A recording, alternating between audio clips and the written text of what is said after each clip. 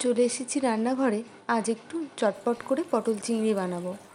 তো সেই অনুযায়ী পটল আর আলুগুলোকে একটু বেশ বড় বড় করে কেটেছি, কেটে ধুয়ে নেব।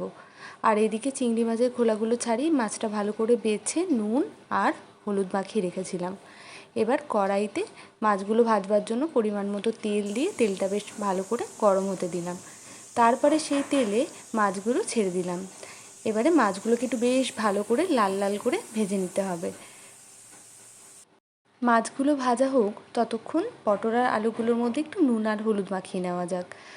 দিলাম পরিমাণ মতো নুন আর সামান্য হলুদ।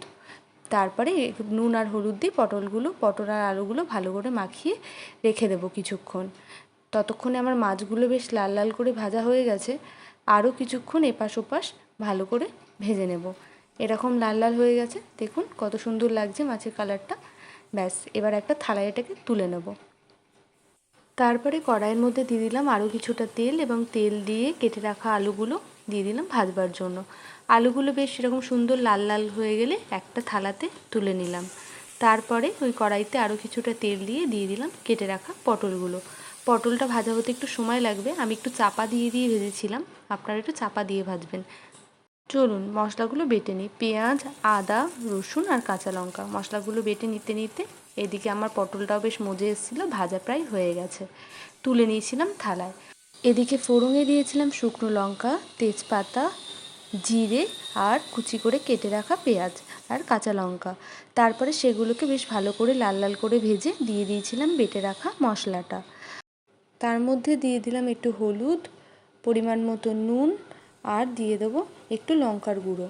তারপরে সেটাকে নাড়িয়ে চাড়িয়ে কিছুক্ষণ ভালো করে ভেজে নেব। মশলাটা ভাজা ভাজা হয়ে গেলে তার মধ্যে ভেজে রাখা পটল, আলুগুলো দিয়ে দেবো। চিংড়ি মাছটাও দিয়ে দিয়েছিলাম, তবে পুরোটা দিইনি, কিছুটা আমি বেটে দেবো বলে একটা বাটিতে তুলে রেখেছিলাম। একদম কম আঁচে ভালো করে বেশ সময় নিয়ে সব উপকরণ একসাথে মিশিয়ে চাপা দিয়ে বেশ কিছুক্ষণ ধরে কষিয়ে নেব।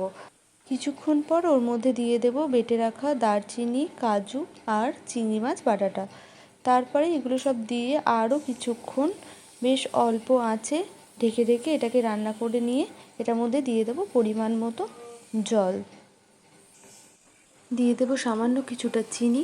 তারপর তরকারি ফুটে এলে দেখে নেব আলু পটল ভালো মতো সেদ্ধ হয়েছে কি না। সেদ্ধ হয়ে গেলেই নামানোর আগে দিয়ে দেবো সামান্য একটু গরম মশলা। ব্যাস, তাহলেই আজকের আমাদের পটল চিংড়ি রেসিপি রেডি।